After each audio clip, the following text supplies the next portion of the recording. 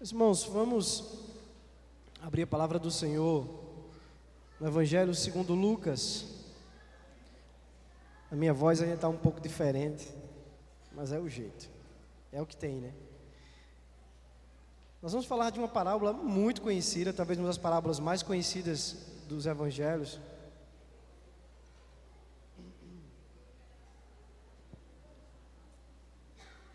O tema vai ser com o Pai, mas longe dele. Com o Pai, mas longe dele. Nós falaremos sobre a parábola do filho pródigo. E tudo que eu vou falar para vocês, grande parte do que eu vou falar para vocês, na verdade, está baseado num livro, um livro maravilhoso que eu indico a leitura para vocês, que é um livro do Timothy Keller chamado O Deus Pródigo. Comprem, leiam. Então a gente tem um desafio de resumir o livro num sermão. Eu prometo que eu vou tentar ser o mais breve possível, mas tentei pegar o sumo assim, para passar para os irmãos essa mensagem de hoje. Então, Lucas capítulo 15, verso 11, diz assim: continuou: certo homem tinha 2 filhos. O mais moço deles disse ao pai: Pai, dá-me a parte dos bens que me cabem. E ele lhes repartiu os haveres. Passados não muitos dias, o filho mais moço, ajuntando tudo que era seu, partiu para uma terra distante e lá dissipou todos os seus bens, vivendo dissolutamente. Depois de ter consumido tudo, sobreveio àquele país uma grande fome, e ele começou a passar necessidade. Então ele foi e se assegurou a um dos cidadãos daquela terra, e este o mandou para os seus campos a guardar porcos. Ali desejava ele fartar-se das alfarrobas que os porcos comiam, mas ninguém lhe dava nada. Então, caindo em si, disse: quantos trabalhadores de meu pai têm pão com fartura, e eu aqui morro de fome? Levantar-me-ei e irei ter com meu pai, e lhe direi: Pai, pequei contra o céu e diante de ti. Já não sou digno de ser chamado teu filho. Trata-me como um dos teus trabalhadores. E levantando-se foi para o seu pai. Vinha ele ainda longe, quando o seu pai o avistou, e compadecido dele, correndo o abraçou e o beijou. E o filho lhe disse: Pai, pequei contra o céu e diante de ti. Já não sou digno de ser chamado teu filho. O pai, porém, disse aos seus servos: trazei depressa a melhor roupa, vestiu-o, ponde-lhe um anel no dedo e sandálias nos pés. Trazei também e matai o novilho cevado. Comamos e regozijemo-nos, porque esse meu filho estava morto e reviveu, estava perdido e foi achado. E começaram a regozijar-se. Ora, o filho mais velho estivera no campo, e quando voltava, ao aproximar-se da casa, ouviu a música e as danças. Chamou um dos criados e perguntou-lhe o que era aquilo. E ele informou: veio teu irmão e teu pai mandou matar o novilho cevado, porque o recuperou com saúde. Ele se indignou e não queria entrar. Saindo, porém, o pai procurava conciliá-lo. Mas ele respondeu ao seu pai: há tantos anos que te sirvo sem jamais transgredir uma ordem tua, e nunca me deste um cabrito sequer para alegrar-me com os meus amigos. Vindo, porém, esse teu filho, que desperdiçou os teus bens com prostitutas, tu mandaste matar para ele um novilho cevado. Então respondeu-lhe o pai: meu filho, tu sempre estás comigo, tudo que é meu é teu. Entretanto, era preciso que nos regozijássemos e nos alegrássemos, porque esse teu irmão estava morto e reviveu, estava perdido e foi achado. Senhor Deus, nós te agradecemos, Pai. Agradecemos por tudo que já aconteceu aqui essa noite, Senhor. Nós te rogamos agora que o Senhor possa acalmar a nossa alma, nos colocar, Senhor, totalmente cativos a Ti, que a Tua palavra entre no nosso coração, penetre na nossa alma e produza frutos para a Tua glória, ó Deus. Me usa como instrumento, apesar de quem eu sou, mas que eu seja usado para a glória do Teu santo nome, em nome de Jesus. Amém. Uma vez um jardineiro do rei chegou para ele com uma grande cenoura, dizendo: rei, eu colhi essa cenoura no meu roçado E certamente eu nunca mais colherei uma cenoura tão grande, tão bela quanto essa. Logo, eu lembrei logo de lhe trazer essa cenoura, como uma forma de gratidão pelo seu ser um bom rei. Nisso, tinha um nobre assim, na sala, escutando a conversa, e o rei disse: bom servo, de fato você cuida bem das minhas terras, é um bom servo, eu vou te dar aquela terra que está vizinha tua, pode ficar com ela que ela é sua. Aí o nobre pensou: opa. No outro dia, o nobre veio com um cavalo. Disse: espera aí, se o rei deu uma terra para o cara, por causa de uma cenoura, imagina se eu levar o meu melhor cavalo. Foi isso que ele fez. Chegou a cavalo lá, puxando o cavalo. Rei, o senhor sabe que eu crio cavalos, e eu trouxe-lhe o meu melhor cavalo, o mais caro, o mais belo. O rei olhou assim: pois bem, obrigado. Como assim, obrigado? Obrigado, tudo certo. E o nobre ia saindo, o rei disse: mas espera aí, não vai agora não, escuta uma coisa.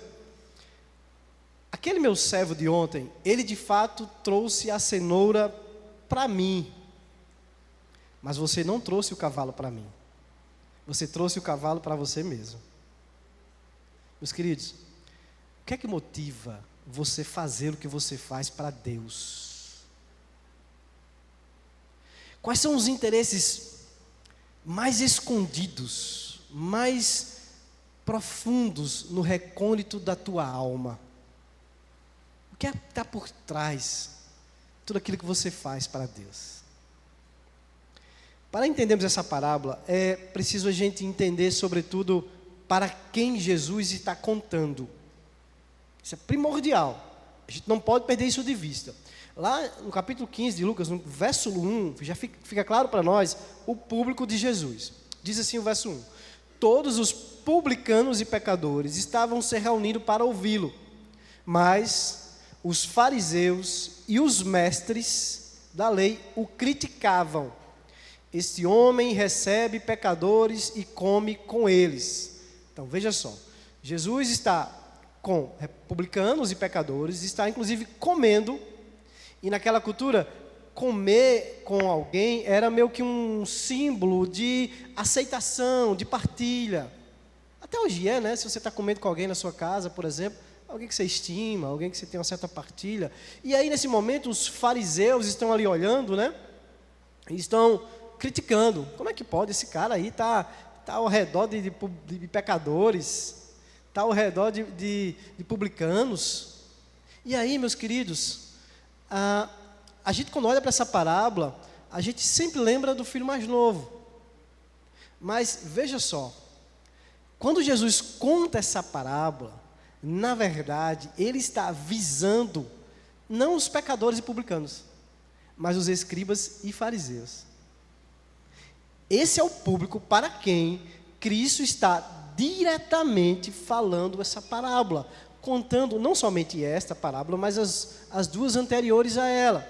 Então, aqui a gente vai perceber que nessas duas parábolas, a gente pode notar que os dois filhos, eles representam uma forma de viver alienado de Deus. Cada um representa um modo diferente de buscar uma aceitação própria, de buscar uma aceitação, um reconhecimento no reino dos céus. Vamos ver isso mais detalhadamente na parábola. Ela tem dois atos. Primeiro, ela vai apresentar o filho mais novo, e depois ela vai apresentar o filho mais velho. Essa parábola, ela facilmente poderia ser chamada de parábola dos dois filhos perdidos. Veja só, geralmente essa parábola, quando a gente olha para ela e passa a vista rápida, a gente se detém no filho mais novo. E facilmente a gente consegue enxergar a gravidade das decisões daquele filho mais novo. Mas, reforçando, essa parábola não é especificamente, e o foco de Cristo não foi sobre os filhos mais novos, não foi sobre os pecadores. Ainda que ela fale sobre isso, a gente vai falar sobre isso. Mas, sobretudo, ela está direcionada para os religiosos, para pessoas como eu e você, que achamos que estamos perto de Deus, mas estamos longe dele. É sobre isso essa parábola. Então, Jesus ele gostaria, ele queria, ele desejava revelar àqueles fariseus as suas próprias cegueiras, sua mesquinhez. Ele gostaria de mostrar para aqueles fariseus que aquele comportamento deles, religioso, moralista, estava destruindo as suas almas, mas também estava destruindo as almas de outras pessoas. Então, Jesus, ele vai fazer esse desafio aqui, a nos fazer pensar sobre Deus, sobre pecado, sobre salvação. Ele vai revelar nessa parábola a teimosia, sim, autodestrutiva do irmão mais novo, de querer viver uma vida por si mesmo. Mas também essa parábola vai condenar o estilo de vida do irmão mais velho, o religioso. Ambos estão errados. Por isso que essa parábola poderia ser chamada da parábola dos dois filhos perdidos. Interessante que o filho de fato mais novo, ele fica claro para nossos olhos, salta aos nossos olhos os seus pecados. No verso 12, quando ele pede ao seu pai a sua herança, a gente vai focar logo no filho mais novo, de forma breve, ele está desejando a morte do pai. Porque naquela cultura, o filho, é óbvio, só recebia herança se o pai morresse.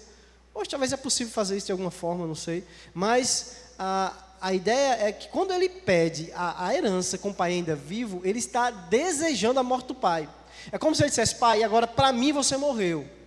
Me dá o dinheiro, bye bye, vou-me embora viver a minha vida. Foi um profundo desrespeito que aquele pai sofreu, uma desonra para aquele pai. É óbvio que o pai certamente deve ter vendido parte da sua terra para pagar a herança do seu filho, né?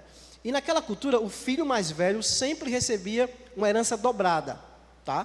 Então, imaginemos aqui que o pai teve que vender 1/3 das suas terras para dar ao seu filho mais novo. Esse pai que suporta com paciência a perda da sua honra, bem como a dor de ter que deixar o seu filho embora, de ter um amor do seu filho rejeitado. E aí do verso 13 ao verso 19, a gente vê esse filho indo embora, indo para um país distante, desperdiçando toda a sua herança com prostitutas, com meretrizes. E aí eu quero atentar para vocês de uma palavra importante dessa parábola, que é pródigo. Quando a gente fala de pródigo, não sei o que é que vem na cabeça de vocês, mas pródigo não quer dizer perdido. Pródigo, o significado da palavra pródigo quer dizer esbanjador, tá? Aquele que esbanja, aquele que gasta até não sobrar nada. Então, isso é um pródigo, é alguém que gasta demais, um esbanjador. E aí, o filho, depois de cair em si, depois de estar comendo com os porcos, e é importante também lembrar que não era lavagem que ele comia, era uma planta, né? Era uma plantazinha. A gente acha que ele estava comendo lavagem, mas não, era uma planta. E ele está ali, ele lembra então, ele diz: caramba, o que é que eu estou fazendo aqui? Eu prefiro voltar para o meu pai e ser como um dos trabalhadores dele. Certamente aqui mostra um certo tipo de arrependimento desse homem. Está claro que ele está arrependido. E ele prefere voltar e trabalhar para o seu pai. Se ele ia devolver parte dessa herança com o seu trabalho, nós não sabemos. Mas ele se arrepende e ele volta para o seu pai. E aqui tem uma atitude do pai que é bem interessante. Porque naquela cultura era impensável um senhor correr. Interessante isso. Por quê? Porque para ele correr, ele teria que levantar a sua roupa. E levantar a sua roupa, nesse caso, ele fazer isso, era também vergonhoso. Não era incomum isso acontecer. Mas o pai, quando avista o seu filho, ele não conta até 3.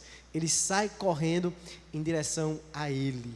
Ele esquece qualquer tradição. Ele se joga diante do seu filho. E antes que o seu filho termine de explicar as coisas, e antes que o seu filho diga: pai, eu quero ser um trabalhador, me perdoe e tal. Ele até fala de perdão. O pai o beija. O pai manda trazer a melhor roupa, o anel, os calçados, como quem diz: você voltou, isso é que importa. Venha para cá.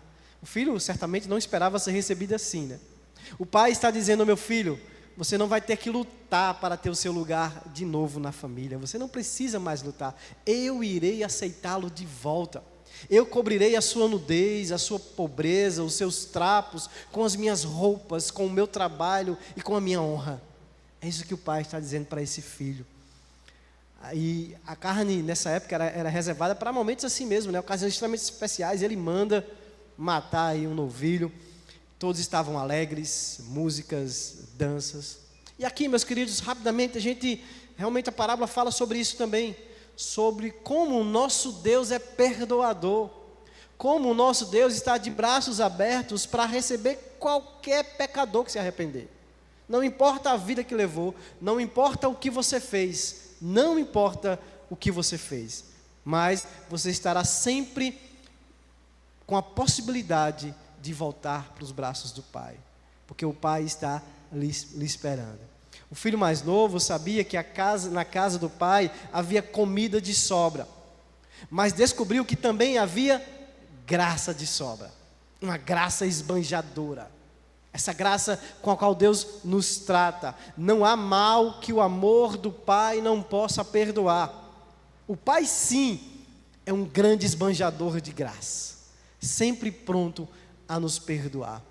Então, no primeiro ato, que eu realmente quis ser breve, ele mostra essa graça de Deus. Se por um lado o filho é um esbanjador, gastando de forma dissoluta toda a sua herança, por um outro lado nós temos um pai que tem uma graça esbanjadora, uma graça ilimitada, e está sempre pronto a derramar sobre nós. Se por um lado a gente tem essa gratuidade de Deus, essa graça de Deus sendo mostrada, no outro ato a gente vai ver o clímax da história, porque é para lá que Deus está querendo levar os fariseus que estão ouvindo a história. Não é no filho mais novo, é no filho mais velho. E qual é a reação do filho mais velho? O filho mais velho fica furioso, verso 28. É agora a vez do filho mais velho desgraçar o pai. Ele se recusa a entrar na festa. Ele recusa-se a ir ao encontro do filho, assim como ao encontro do pai, embora o pai o suplique para que ele entre, mas o filho não obedece. No verso 29, o filho vai dizer: mas eu, pai, estive ao seu lado, trabalhando, eu estive sendo obediente. Eu que merecia ser consultado sobre essa sua decisão, já que eu perdi parte da minha herança, né? Mas, no verso 30, ele revela isso do seu coração, né? É como se o pai estivesse sendo injusto com ele. Você foi injusto comigo, pai. E qual a resposta do pai? Meu filho. Nosso Deus é muito gracioso, né, não? Porque ele era o dono de todas as coisas, ele era o pai. E o pai o afronta, e ele simplesmente disse: meu filho. Ele trata com carinho. Tudo que eu tenho é teu. Tudo que eu tenho é teu. Ele podia herdá-lo, ele podia deserdá-lo, podia expulsá-lo, enfim. Mas ele diz: meu filho. Ele o trata com muito carinho. E percebe que a parábola termina aí, né? Termina assim, meio que... E aí, o que aconteceu? A gente fica pensando, né? Será que o filho foi para a festa? Eu iria, certamente. Mas a história acaba aqui, porque Jesus quer que os fariseus foquem no filho. Ele queria focar o irmão mais velho. É o irmão mais velho o verdadeiro alvo da história de Cristo, porque ele está falando para os fariseus, para os irmãos mais velhos. Jesus, ele redefine o que pensamos que sabíamos sobre a nossa ligação com Deus. Jesus redefine o que é pecado, muito mais profundo do que a gente imagina. Ele redefine o que é que significa estar perdido e o que significa ser salvo. Jesus, ele usa o filho mais novo e o mais velho para retratar dois caminhos básicos pelos quais as pessoas tentam encontrar a felicidade e a realização. Fazer o paralelo, o irmão mais novo e o irmão mais velho. O caminho do irmão mais novo, que é o caminho do autoconhecimento, e o caminho do irmão mais velho, que é o caminho da conformidade moral. O filho mais novo ilustra esse caminho do autoconhecimento, essa ideia de que as pessoas devem ser livres para perseguir os seus próprios caminhos, para buscar as suas próprias autorrealizações, a sua felicidade. Diz o filho mais novo: o mundo certamente seria melhor se não houvesse tradição, se não houvesse autoridade, se não houvesse pessoas dizendo para a gente o que a gente deve fazer, se não houvesse barreiras à minha liberdade. E a gente falou domingos onde é que isso vai dar, querer seguir o seu coração. Mas o filho mais novo, ele pensa assim: Eu quero a liberdade, eu quero viver por mim mesmo, eu quero traçar as minhas metas, a minha régua. Qualquer pessoa seria capaz de identificar claramente como esse filho mais novo, ele desonra a sua família, como ele humilha o seu pai, como ele vive uma vida consumista, uma vida inconsequente, dissoluta, uma vida irresponsável, achando que era possível vivê-la longe do pai. E esse que escolheu viver a sua vida longe do pai, alienado do pai, teve que viver esses percalços que nós vimos. E é muito fácil a gente olhar para esse filho mais novo e dizer, bem feito. E dizer, realmente ele pecou, realmente ele falhou. Mas o filho mais velho, meu querido, estava tão perdido quanto ele. E a gente foca muito no filho mais novo, mas eu quero focar hoje mais no filho mais velho. O filho mais velho, ele ilustra esse caminho da conformidade moral.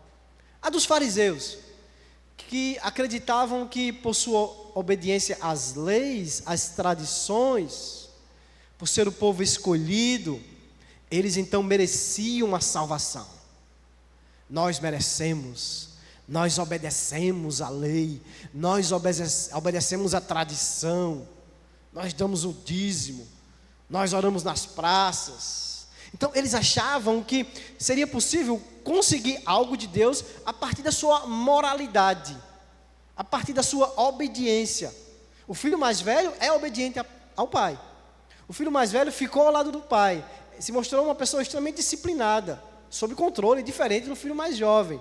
Mas percebam aqui, meus queridos, nós não temos apenas um filho perdido, mas os dois. O pai tem que sair e convidar os dois para que participem do banquete da graça. O pai tem que ir na direção dos dois, porque os dois estavam perdidos.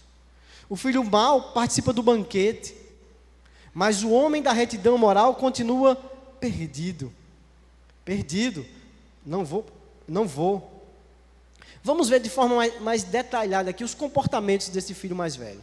Vamos ver e perceber como esse filho mais velho, no seu comportamento, demonstra de como ele estava realmente tão perdido quanto o filho mais novo. É uma perdição sutil aqui, tá? Sutil. Talvez você já ouviu várias mensagens dessa parábola, talvez leu a parábola e talvez nunca tenha percebido. Primeira característica deste filho mais velho, do comportamento dele. O filho mais velho estava dominado ou foi dominado pela ira. A ira o dominava. Mas por que tanta raiva? Tá, nós temos dois motivos aqui básicos. Primeiro, porque o filho mais velho acabou de ficar mais pobre. Veja só, quando o filho mais novo teve que ir embora, o pai vendeu 1/3. Quando o filho mais novo chegou, o filho mais novo agora tem direito à herança de novo. Então, aquela herança que era do filho mais velho, toda, não é mais toda dele. Está aí uma revolta justa, né? Ele teria que dividir agora a sua parte, a sua herança. Quando foi a do pai, era de direito dele, mas agora a sua deveria ser dividida. E ele diz, pai, eu trabalhei, eu fui obediente. O irmão mais velho deveria ter ficado alegre como o pai, mas ao invés de ele ficar alegre, ele ficou com raiva. E essa raiva, meu querido, ela parte sempre do coração que acredita, nesse caso, que o pai está errado. Você está errado, pai, porque eu estava aqui esse tempo todo, eu fui obediente, eu me matei de trabalhar para merecer. Já o meu irmão, o que ele fez? Ele deixou a gente mais pobre, ele envergonhou a nossa família, ele gastou tudo com as meretrizes. O senhor deveria ter me consultado, você não deveria ter dado os anéis, matado o novilho, afinal, era eu que estava perto. Não sei, meus queridos, se você já viveu algum sentimento desse, com raiva de Deus, porque você achou injusto alguém ter se saído melhor do que você, em determinada área. Alguém que você olhou e disse, essa pessoa não merece de jeito nenhum, não tem condição, olha a vida que o cara leva, olha a vida que eu levo, e olha como ele vive bem melhor do que eu. Deus deixa de ser injusto. Acho que ninguém aqui pensou nisso. Afinal, isso é coisa para irmão mais velho, né? Você nunca pensou, eu não mereço isso? Você muitas vezes se compara porque você se acha melhor. E isso causa revolta na sua vida, porque no fundo, você se acha superior. E aí você não consegue se alegrar com a alegria do outro. Lucas 15:7 vai dizer: haverá mais alegria no céu por um pecador que se arrepende do que por 99 justos que não precisam se arrepender. O céu está em festa e o filho mais velho está em luto. O filho mais velho está dominado pela ira por causa da sua própria justiça. Ele achou que seu irmão era indigno da festa. Tanto que ele diz lá com muita arrogância, certamente, no verso 30, este é o seu filho. Este seu filho fez isso. Mostra algo distante, né? Uma arrogância, como se ele não reconhecesse este como seu irmão. Então, esse filho estava dominado pela ira, e não pelo amor, e não pelo perdão, e não pela alegria. Porque ele estava baseando a sua justiça na sua própria justiça, em si mesmo. Esse filho, além de estar sendo dominado pela ira, ele queria usar a obediência para controlar o pai. Por que esse filho não foi para o banquete, meus queridos? Ele disse: pai, eu nunca desobedeci uma ordem tua. Tem uma história interessante, que não está na Bíblia, tá? Vou logo dizer, mas é interessante. Imagine só, Jesus chega para os seus discípulos e diz assim: peguem uma pedra e carreguem essa pedra para mim. Os discípulos todos vão pegar uma pedra, e Pedro pega uma pedra pequena e coloca no bolso. Afinal de contas, Jesus não falou tamanho de pedra, não falou para que era, só disse: pega uma pedra e carregue para mim. E aí, quando está assim, perto da hora do almoço, eles se sentam no lugar, aí Jesus diz: aí, peguem suas pedras, tal. Todo mundo pega a pedra, aí Jesus transforma as pedras em pão. E aí Pedro fica com pão de queijo, né? Porque ele pegou uma pedrinha bem pequenininha, tá no bolso dele. Aí todo mundo comeu ali, Pedro ficou meio: rapaz, me dei mal. Aí Jesus: peguem uma pedra novamente. O que é que Pedro pensou? Ah, meu amigo, na janta eu desconto. Aí pegou uma pedra bem maior, uma pedra que mal podia carregar. E eles andaram a tarde toda, chegou pertinho da janta, aí se sentaram assim. Aí Jesus: vão ali na beira do rio. Aí Pedro pensou: opa, vai bem transformar já o rio aqui em vinho, alguma coisa assim para a gente também. Vão no rio e joguem a pedra lá dentro. Meu amigo, você imagina Pedro como reagiu? Furioso, né? Mas Cristo, como assim? Meu amigo, Jesus não falou que ia transformar essas pedras em pão. Mas Jesus disse para Pedro: Pedro, você lembra do que eu pedi que vocês fizessem? Você lembra que eu pedi para você carregar para mim? Por que Pedro achou que merecia que aquela pedra segunda se transformasse em pão? Porque ele estava carregando para ele mesmo, e não para Cristo. Porque ele achava que ele merecia. Mas não é sobre nós, meus queridos. Não é nada sobre nós, é sobre Cristo. O filho mais velho desejava os bens do pai e não o pai em si mesmo. O filho mais velho escolheu o caminho da obediência para, por meio da obediência, de alguma forma tomar o controle. Veja só, que sutil. Não são os pecados que criam a barreira entre ele e o pai, mas o orgulho dele se sentir moralmente correto. Não é uma falha visível, uma transgressão como do filho novo, mas é justamente aquilo que ele acha que ele está correto. É a sua retidão moral que o impede de participar do banquete da alegria. Eu estava aqui, trabalhando e fazendo, jamais desobedeci. Agora faça por minha vida, Senhor, as coisas do jeito que eu quero que sejam feitas.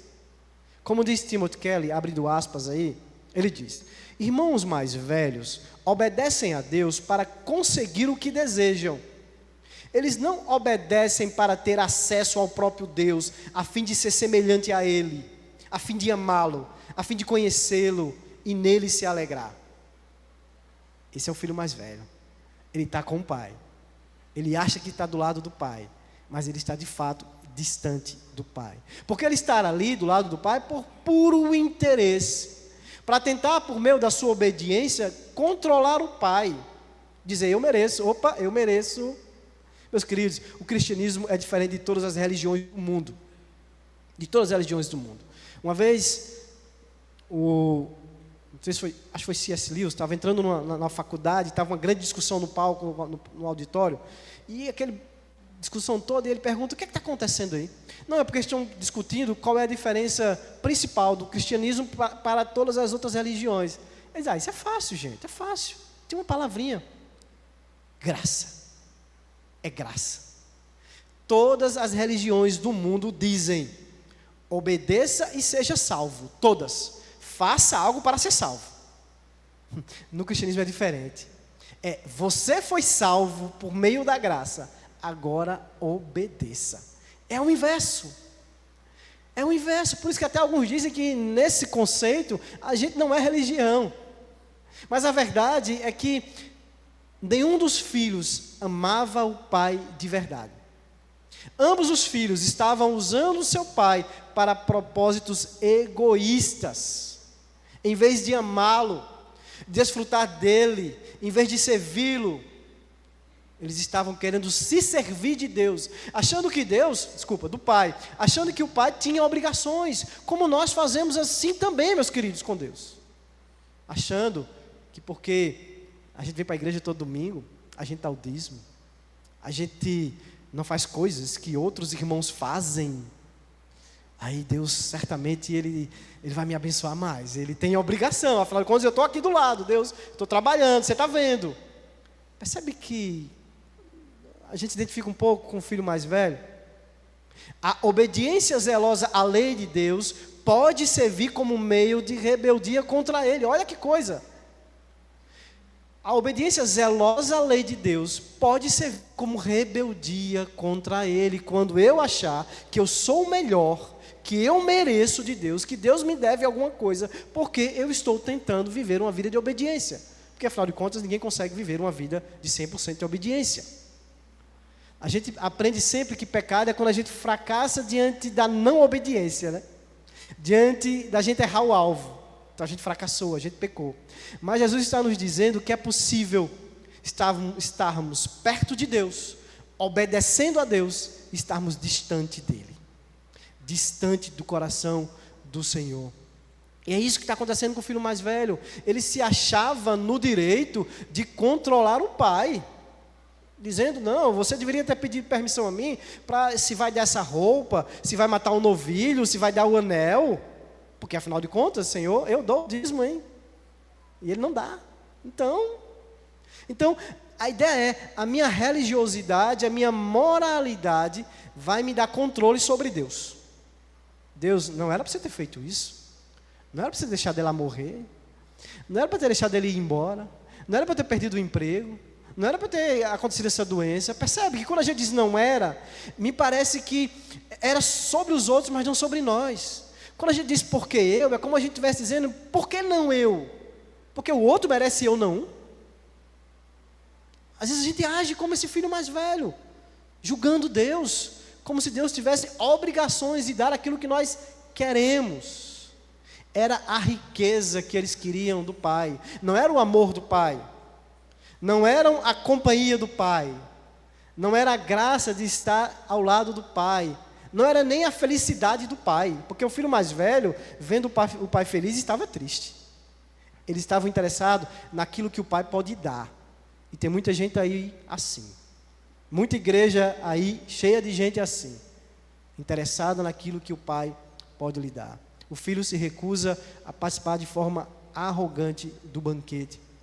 Se como filho mais velho, você busca controlar Deus por meio de sua obediência, então toda a sua moralidade não passa de uma maneira de usar Deus, desculpa aí as palavras minúsculas, para fazer com que Ele lhe dê aquilo que você deseja.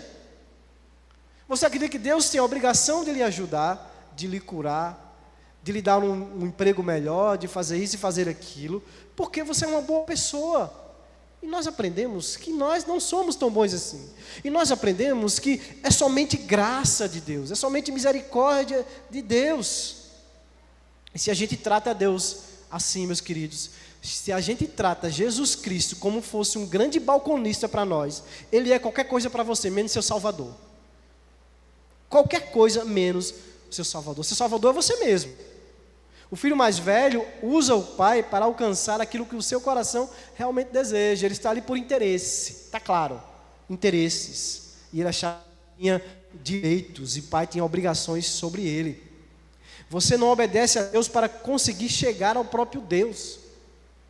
Você não obedece a Deus para agradá-lo. Você não obedece a Deus como uma forma de gratidão a tudo que Ele fez por você. Você não obedece a Deus como uma resposta de gratidão. Não. Você não obedece a Deus para amá-lo, para reconhecê-lo.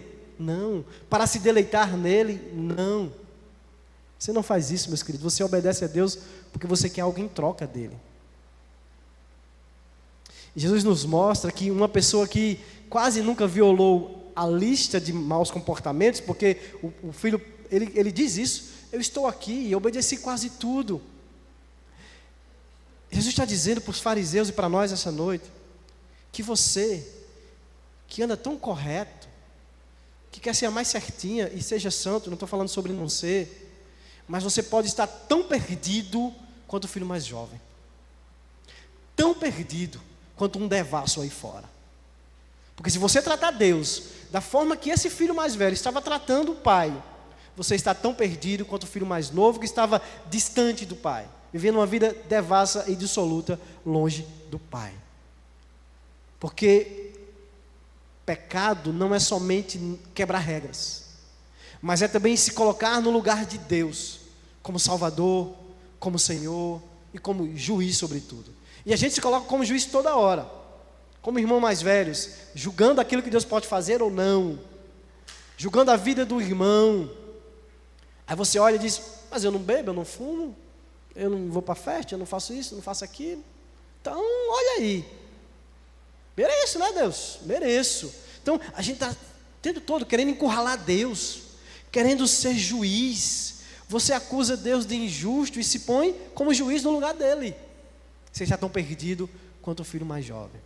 Terceira característica é que a submissão daquele filho mais velho, ela era baseada no medo.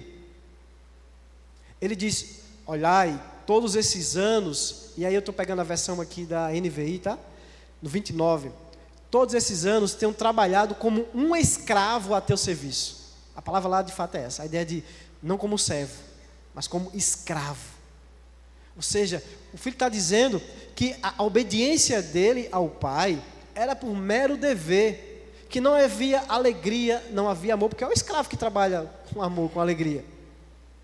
Então ele está dizendo: eu trabalho assim, forçado, eu trabalho por causa do medo, da punição do Senhor, porque afinal de contas sou um escravo.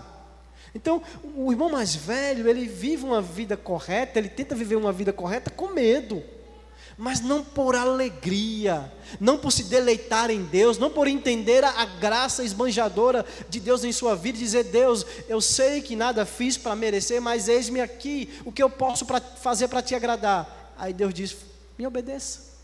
E aí você obedece como uma resposta de gratidão, você obedece com deleite.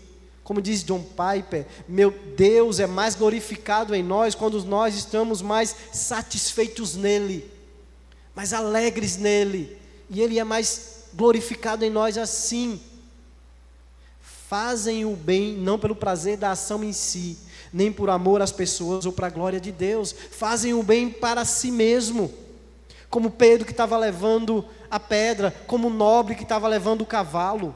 É para si mesmo, não é para Deus, é para si, porque no fundo você tem um interesse escondido no seu coração, que Deus sabe, que Deus conhece. Esse é o filho mais velho. Debaixo desse aparente altruísmo, na verdade esconde um grande egoísmo. Lá em Mateus capítulo 5,16 diz: assim brilha a luz de vocês diante dos homens, para que vejam as suas boas obras e glorifiquem ao Pai que está nos céus. Mas esses filhos não estavam querendo a glória do Pai, eles estavam querendo a glória de si mesmos. Por isso ambos estavam perdidos. Sabe o que é que você precisa? Porque, venhamos e convenhamos, às vezes a gente age um pouco como filho mais novo, às vezes a gente age um pouco como filho mais velho. O que a gente precisa de verdade, o que você precisa de verdade é, primeiro, do amor acolhedor de Deus. O Pai vai ao encontro de ambos, do mais novo e do mais velho. O pai vai ao encontro de ambos e os convida. O pai corre na direção do mais novo, o pai vai na direção do mais velho. Jesus mostra que há esperança sim para o filho mais velho. Assim como há esperança para o filho mais novo, há esperança para todo pecador que se arrepende. Há esperança. Jamais, meus queridos, jamais diga que não há esperança. Jamais. Jamais nós encontraremos o Pai sem que o Pai nos ache primeiro. Porque percebe que nas duas ocasiões o Pai foi ao encontro. Foi Ele que foi. Foi Ele que foi ao nosso encontro. É a fé que nós temos, é até Ele que nos dá. É tudo sobre Ele, meus queridos, não é nada sobre nós. Nem a fé que a gente tem, a gente pode dizer que é mérito nosso. É um dom de Deus. É Deus que nos dá. Então nós precisamos, sobretudo, de entender esse amor de Deus. Esse amor que perdoa. Esse amor que reconcilia. Essa graça esbanjadora que está sempre disposta para ser derramada em nós. Nós precisamos nos arrepender profundamente. Não é um pesar pelos nossos pecados. Porque os fariseus quando pecam, os irmãos mais velhos quando pecam, eles sentem remorso. Mas continuam sendo irmãos mais velhos. Continuam sendo fariseus. Eles não vão no cerne do problema.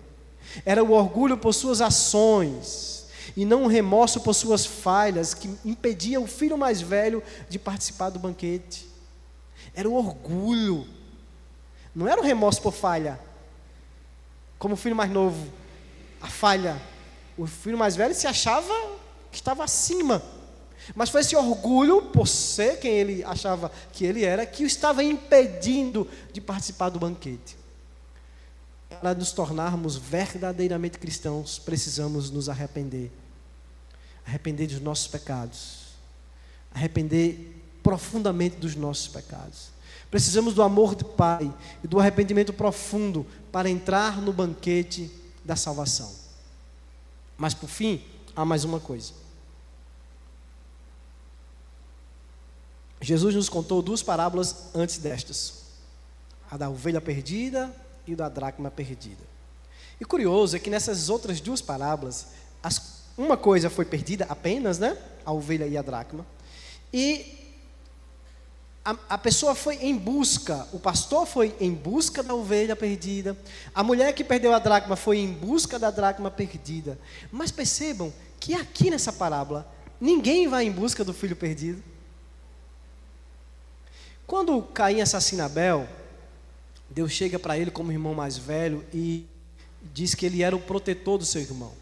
Naquela cultura, o irmão mais velho tinha algumas obrigações para com os irmãos mais novos. Nesse caso, o irmão mais velho deveria ter ido em busca do seu irmão mais jovem. Ele deveria ter ido, apesar disso, trazer para si juízos. Ele deveria ter dito: pai, meu irmão foi inconsequente, meu irmão foi tolo, mas eu vou trazê-lo de volta, ainda que isso custe o meu próprio dinheiro. Essa deveria ter sido a atitude do irmão mais velho.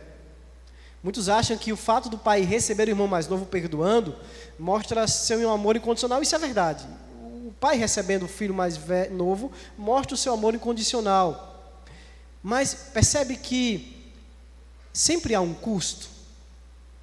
Por mais que o amor seja incondicional, por mais que a graça de Deus seja esbanjadora, graça é de graça mesmo, mas alguém tem que fazer um sacrifício. Já parou para pensar que o perdão, ele não é de graça? Imagine que, sei lá, você vai na minha casa e você quebra um prato meu e aí eu digo: deixa para lá. Você não vai pagar, mas eu vou pagar. Então, há sempre um preço a pagar. A misericórdia e o perdão, de fato, devem ser gratuitos e não merecidos.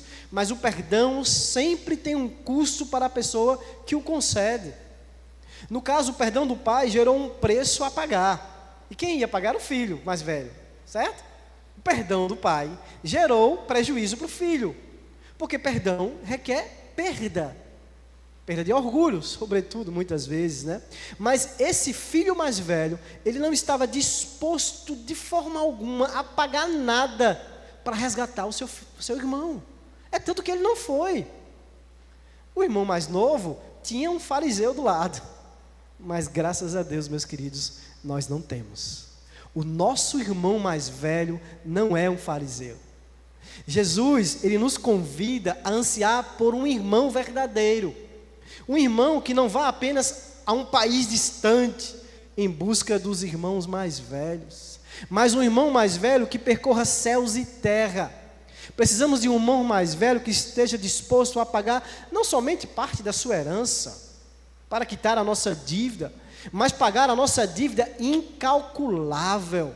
Um irmão mais velho que pague a nossa dívida impagável e nos devolva a família de Deus. O nosso irmão mais velho, o irmão verdadeiro, meus queridos, pagou a nossa dívida em nosso lugar. Na cruz ele foi tratado como maldito para que pudéssemos ser tratados como benditos. Lá ele bebeu o cálice da justiça para pudéssemos beber o cálice da graça, o cálice da alegria. Meus queridos, coisa maravilhosa, nós temos um irmão mais velho, e ele não é um fariseu.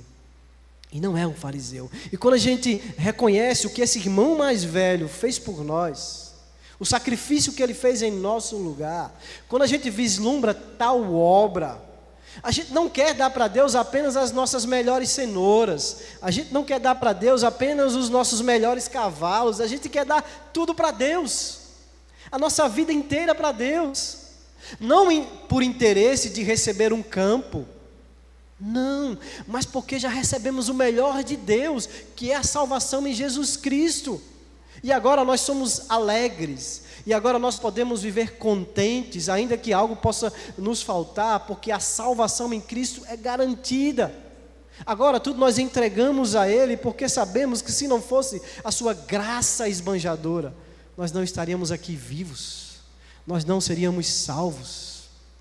Embora ambos os filhos estivessem errados, o pai chama os dois para partilharem do seu amor e do seu banquete. O Evangelho revela, meus queridos, que todos nós estamos perdidos, todos nós estamos errados, mas todos nós somos chamados, somos convidados por Deus para partilhar do seu amor, somos convidados por Deus para reconhecer quem Ele era em nossas vidas, reconhecer que você causa tanta dor ao Pai por seu egoísmo, da mesma maneira que o irmão mais novo causa.